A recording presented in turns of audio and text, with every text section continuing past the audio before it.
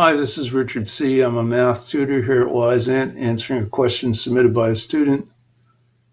And this is the kind of question you would get in Algebra 2 maybe, or in calculus. You'll use this again in calculus kind of thing. So let's take a look at our equation. It's going to be x minus 5. It's not an equation, just an expression.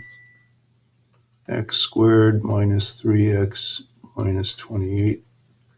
And I'd like to start by factoring it.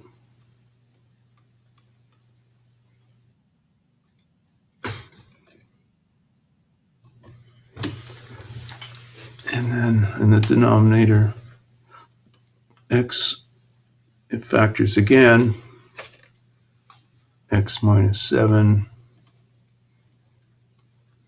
x plus 4. So we know the zeros are at when x is 0 and x is 5, because in order for the whole ratio to be 0, the numerator has to be 0. So I'm just going to put in a little number line here, 0 and 5. We know that the curve will go through these 2 points here. And I'd like to also show the vertical asymptotes. I just find it easier to do a graph if I know where those are.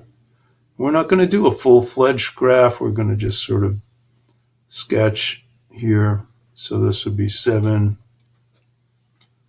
and then this would be -4. I just find it helpful. Some teachers don't do this, and it's fine if you don't want to do it.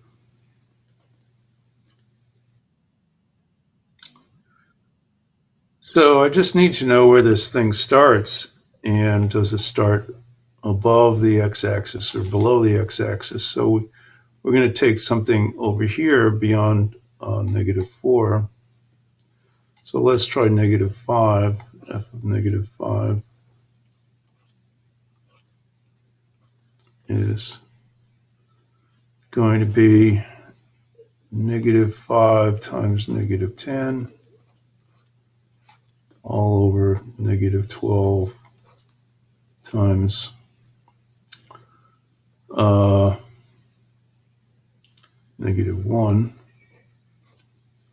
So it's going to be a plus over a plus. That's all we really need to know. So it starts up here somewhere.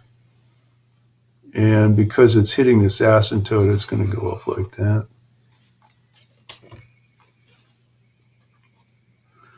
Then the next interval to watch would be here, because the graph could continue. It could come down from here, or it could be coming up from the bottom. We just don't know. So once again, I'm going to test a point, f of -3. I just like to have all the information. It just makes me feel more confident. -3 times -8. So that's going to be positive. And then -3 is -10 times a positive 1. So it's going to be negative. So it's a negative here. So we know it's coming in from the asymptote, and we know it's crossing over.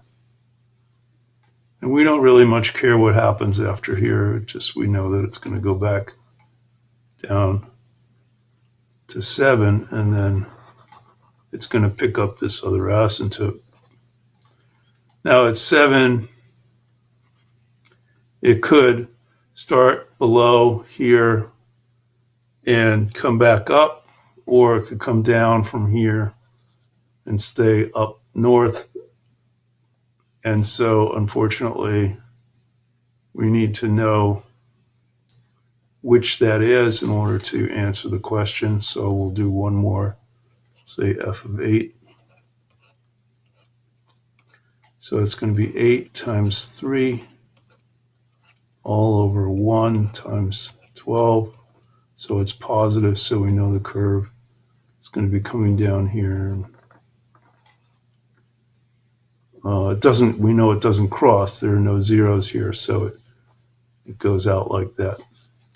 Okay, so now we can answer, when is this thing negative? Well, it's negative between -4, which it never touches, and 0.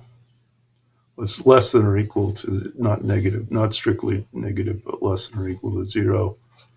So it's in here, and then again in here, from 5 to 7, it's negative again, and then it's not negative anywhere else.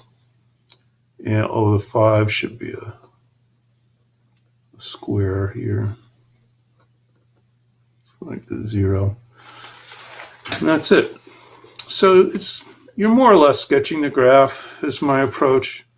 You can see why. Some people will just put they'll just sort of remember where the asymptotes are and they'll put in dots and whatever. Everybody sort of has a different method, but I think this is a good way to do it. Okay, so hopefully that helps you, and I'll see you guys again next time. Bye-bye.